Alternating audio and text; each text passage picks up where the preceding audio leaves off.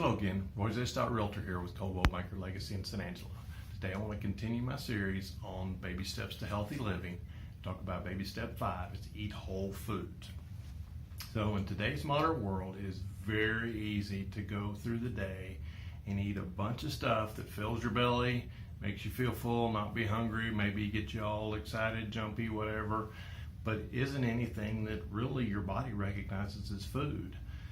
You look at nutrition 200 years ago and before, I mean really from Adam and Eve until a couple hundred years ago, it meant food. I mean things you could readily identify as food, meats, plants, whatever, that were food that had been eaten for years and years and years. In our modern society, the technology has given us the ability to make these things that are foodish. You know, they have some qualities of food. They provide some of the nutritional qualities of food, but not as much. As we've worked really hard in agriculture to figure out how there's so many people, less people involved in agriculture today, we've gotten much more efficient at producing food, but not necessarily more effective.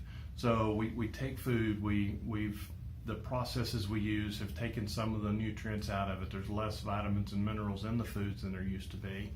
And there's more contaminants, there's more herbicides, insecticides, those type of things in them. So it's really, this is where it really starts to get difficult and complicated, and in some cases expensive, that we've talked about before. And that's why I started with things that really aren't expensive, save you time, probably make you feel better in the short run. But as you get further down this road, it gets a little more complicated how to do it. But the key is, as much as you can, eat whole foods. If you're eating out in restaurants all the time, if you're buying stuff in packages in the grocery store, then it's a lot harder to maintain your health. On the other hand, there's times that you don't have any choice but to do those things. You can't do everything, grow it from scratch, do everything all on your own. So there's some ways you can sort of help take some shortcuts, but that's one of the big things is just it's difficult in our world today because you're busy. You've got things going on that you got to get to, and so a lot of times it's easier to just get food that makes your kids full and happy, and they quit complaining about being hungry, and everything runs and goes down the road. So anyway, this is where it starts to really affect your life and can be a little more complicated. But as much as you can, eat whole foods.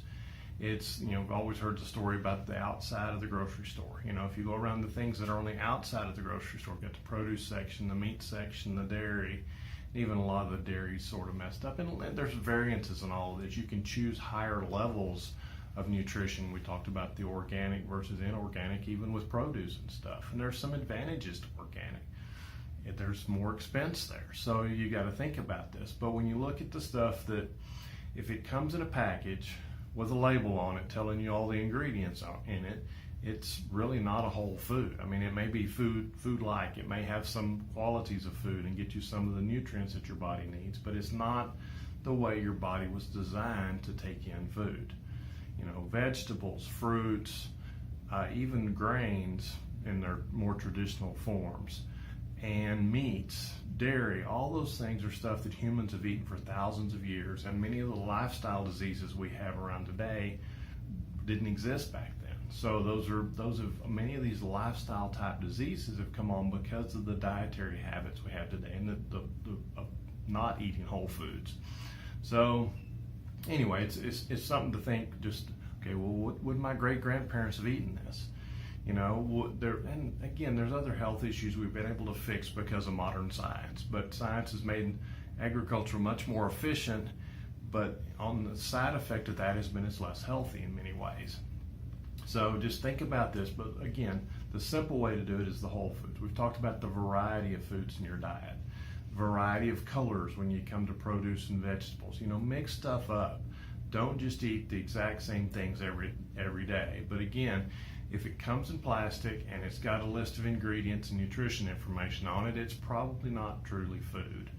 So this, again, as I said, I started with things that were very low in controversy level, very low in expense level, and really easy to do. And as you get more into it, it does. There's a little more controversy, the expense goes up, and it's a little more difficult.